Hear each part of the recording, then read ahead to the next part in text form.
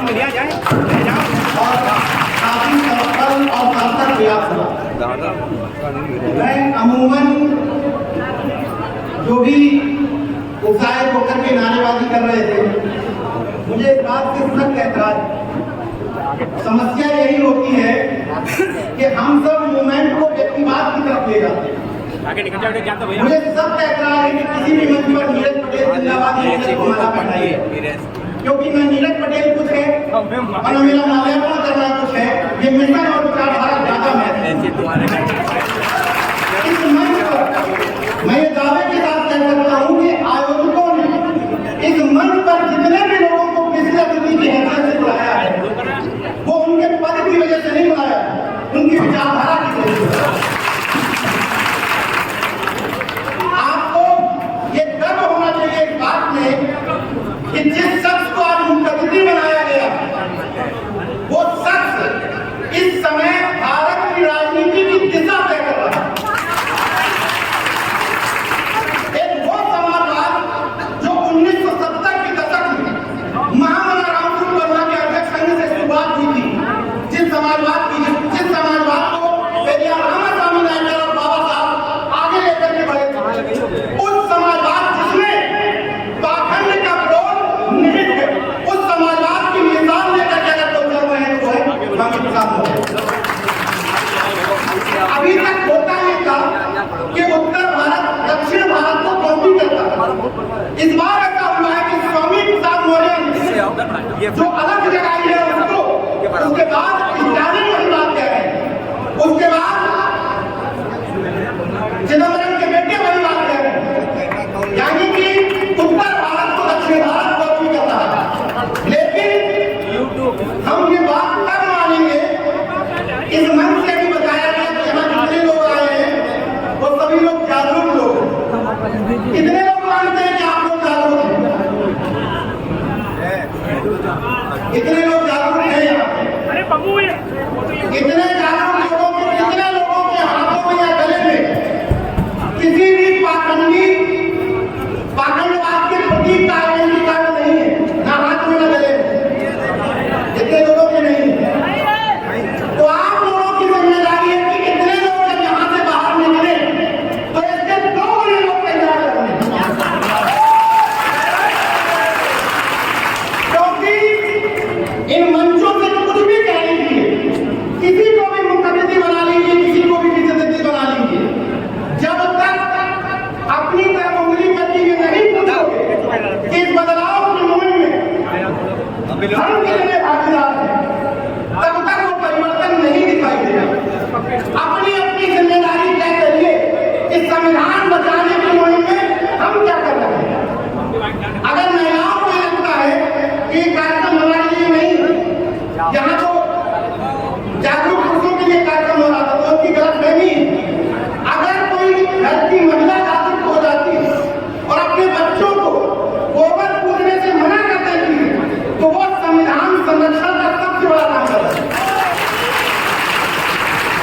क्योंकि अमूमन कार्यक्रमों में होता ये है कि हमारे जैसे जो भाषावीर लोग से भाषण ठोकते हैं, उन्हीं में तमाम लोगों की घटी पत्नियां मनुवाद के एजेंट बनी रहती है।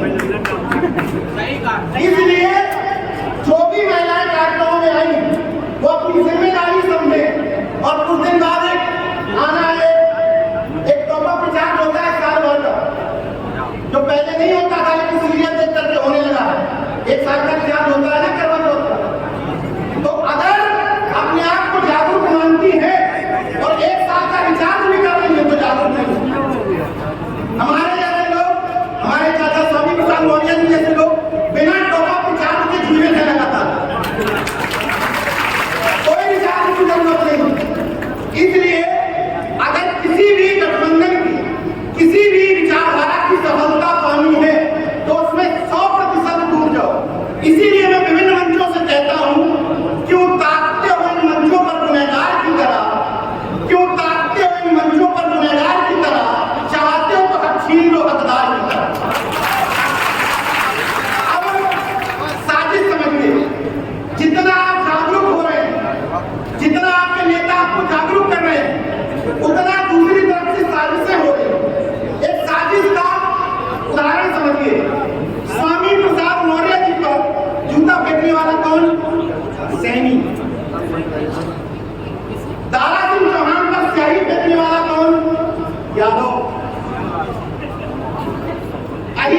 12 बजे खुलती है, ये कहने वाला कौन?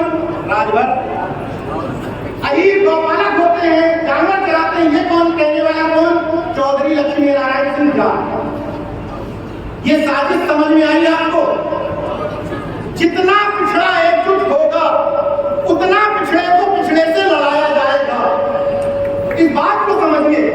क्या इन धर्म के ठेकेदारों के पास, जिनकी नाजुक भावनाएं मेरे जैसे लोगों की, आप जैसे लोगों की बात पर तुरंत नाजुक छुई हुई टाइप की भावनाएं आहत हो जाती हैं, तुम्हारे यहाँ कोई धर्म योद्धा पैदा नहीं हुआ तुम देखने के लिए? सैनी समाज का व्यक्ति ही क्यों लाया गया? ये बताने के लिए कि पिछड़ा इन बयानों से नाराज हो रहा है। जबकि अगर नाराज हो रहा होता तो बताओ यहाँ पिछड़े कितने? हाथ उठा के बताइए कितने? ये पिछड़ा नाराज हो रहा है स्वामी जी के बारे में, ये पिछड़ा नाराज हो रहा है हमारे बारे में। अगर नाराज हो रहा होता, मैं चुनौती के साथ कहता हूं कि कितने भी राष्ट्रीय महासचिव विभिन्न पार्टियों को उठा हो, आप देख लो कि भीड़ किसके यहाँ ज्यादा जुट रही है, अंदाजा लग जाएगा किसके नाराज हो रहा है।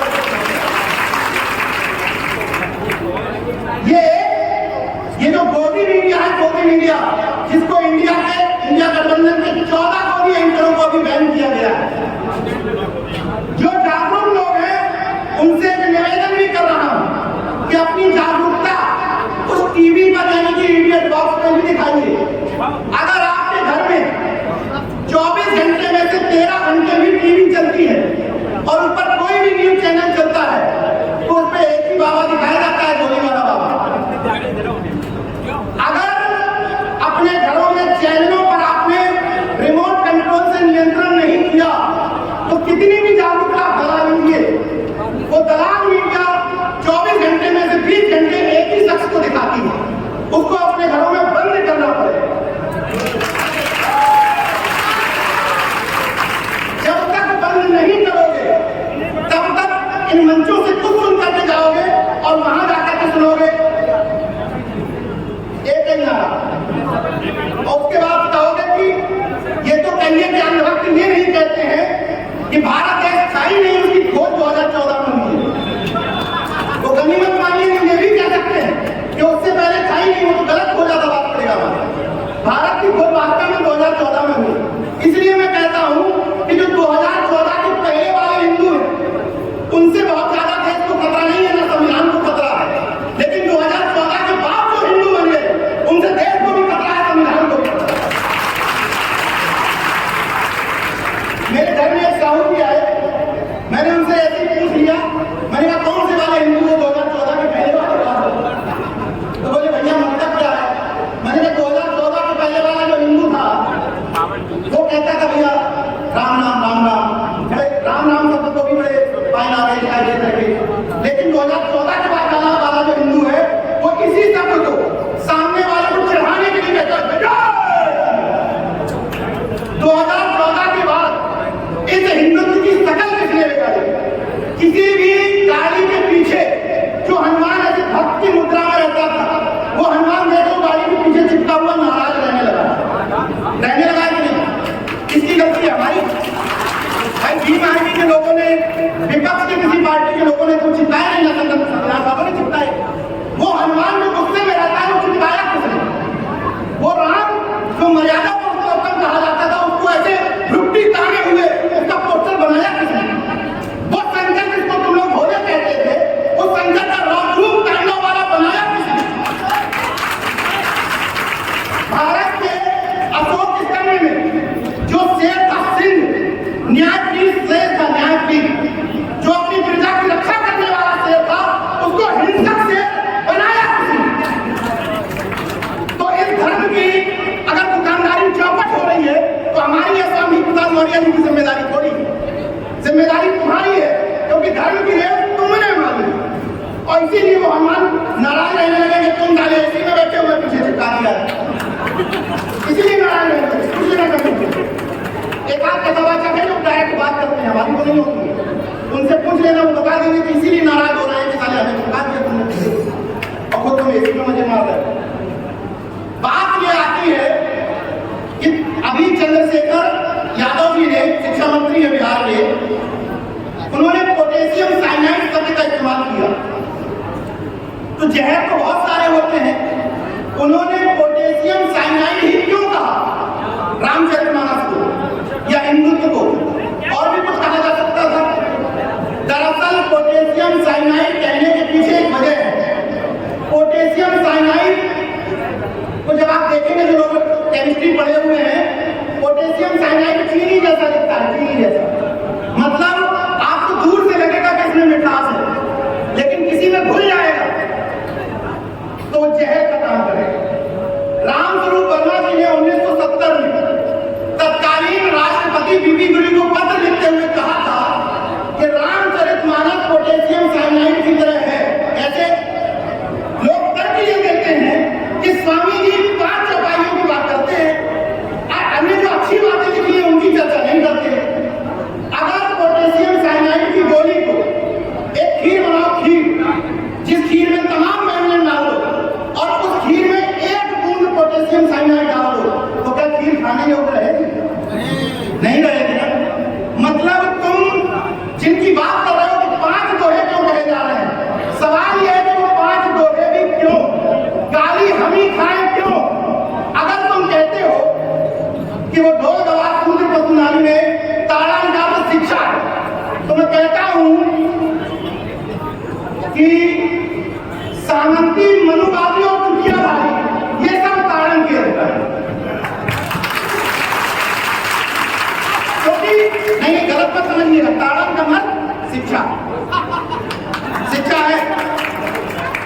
कोई भी कुछ इधर उधर करने से पहले पढ़ लीजिएगा, ताड़न का शिक्षा है। तो तुम हमको क्यों शिक्षित बना रहे हो? हम बहुजनों का दिल इतना बड़ा है कि तुम सब कुटियाधारों को ताड़ना चाहते हो, शिक्षा दे रहे हो। हम सबका दिल इतना बड़ा, सबका दिल इतना बड़ा। तो ये व्याख्या करना बंद कर दो। हकीकत ये है कि जब पाखंड विरोधी समाजवादी अपने मंचों से दहाड़ना शुरू कर दिए हैं, तो तुम्हारी दुकानदारी पर चोट लगना शुरू हो गई। क्योंकि किसी भी कथावाचक की दुकानदारी किसके दम पर है? हमारे आपके घर की महिलाओं के दम पर।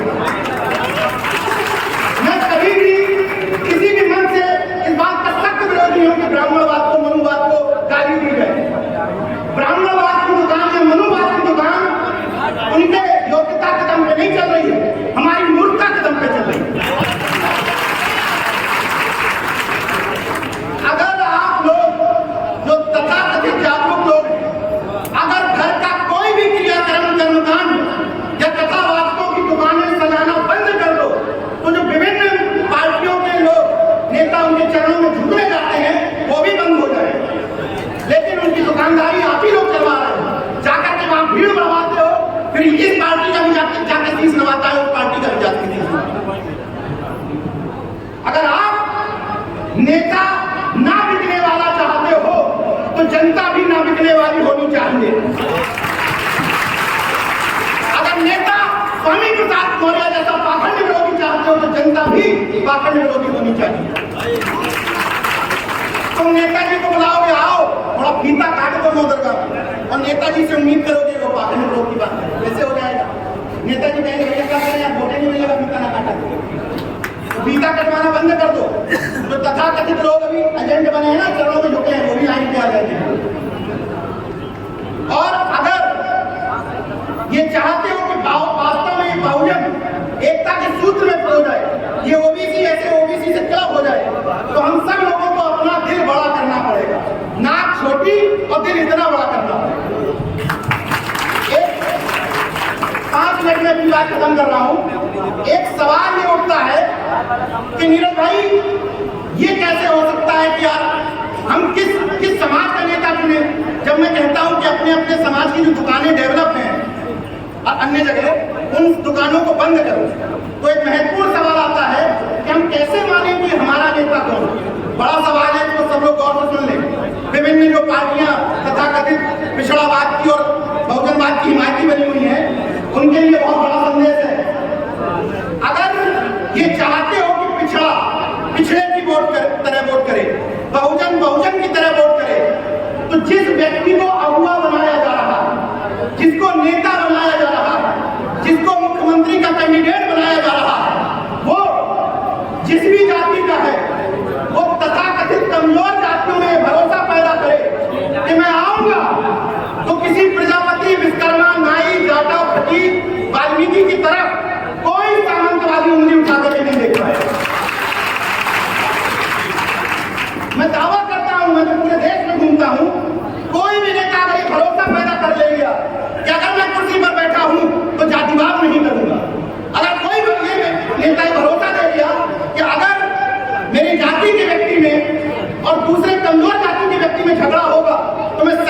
साथ दूंगा।